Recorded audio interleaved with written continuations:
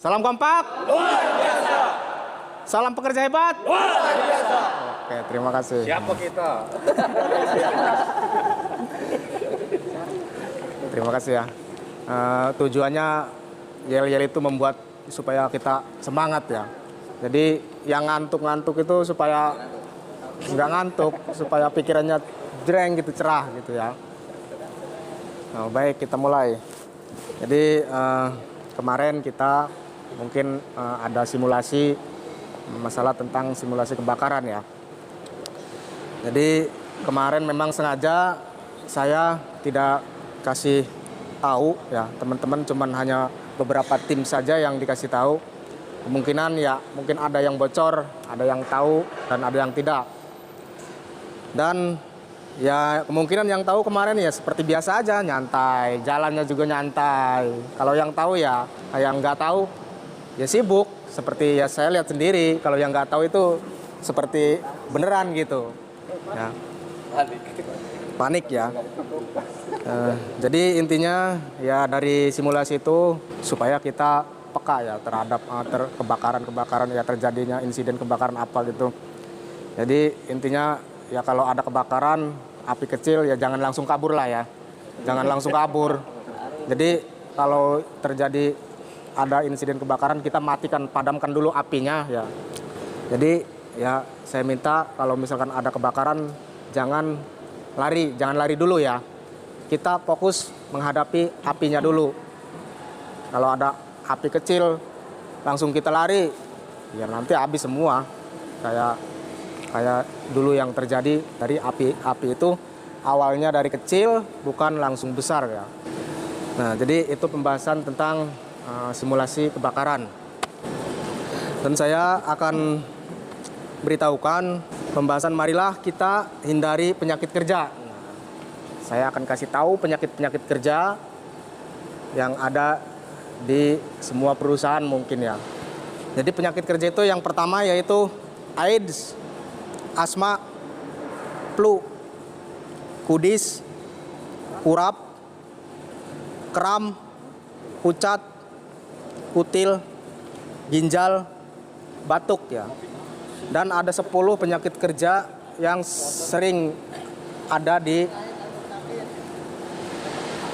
tempat kerja kita ini. Nanti saya akan bahas satu persatu. Ya, saya akan kasih artinya. Yang pertama yaitu AIDS. Jadi artinya itu alpa, izin, dikit-dikit sakit. Ada orang yang kayak begitu di sini. Ada. Ya, mungkin tolong dirubah itu ya. Terus yang berikutnya asma, asal mengisi absen.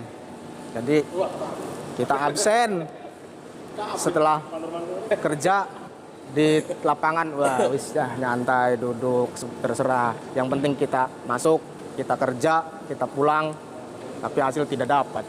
Ya. Yang berikutnya flu, bukan mulu. Ya. Ada dong. Mungkin ada di sini. Ya mungkin nanti ya dirubah lah ya. Ini nggak bisa dong, yang ini mah nggak usah dibahas. Terus yang berikutnya kudis, kurang disiplin. Ya. Jadi tolong yang kurang disiplin harus disiplin lagi.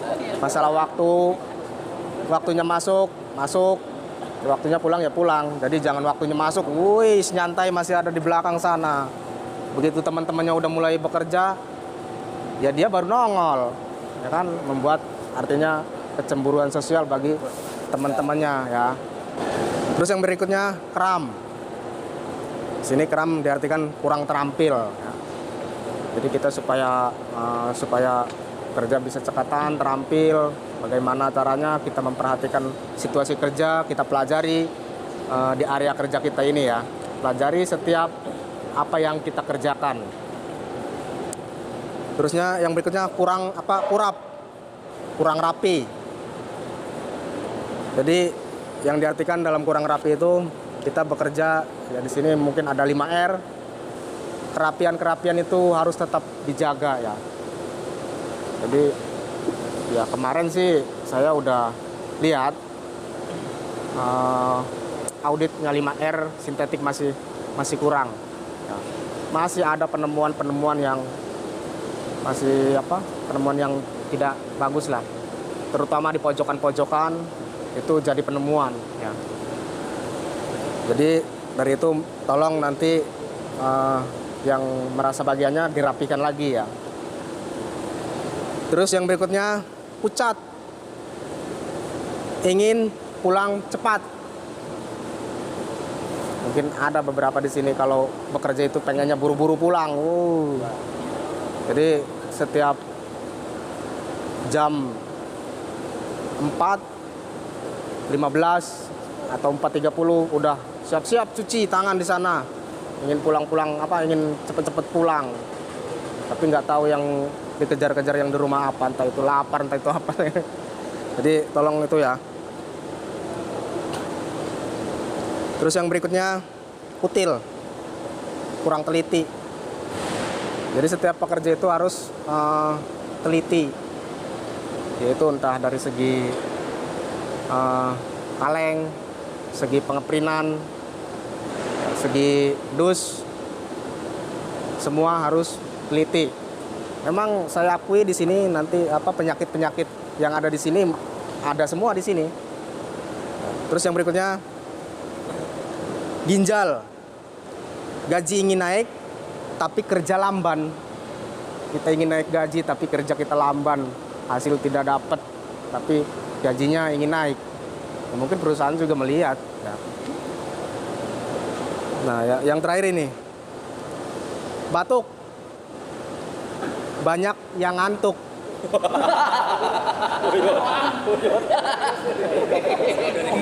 Ada orangnya ada di sini. Jadi nanti tolong ya. Hindari ya. Pekerja yang penyakitnya ini batuk ini dalam arti kata singkatannya banyak yang ngantuk.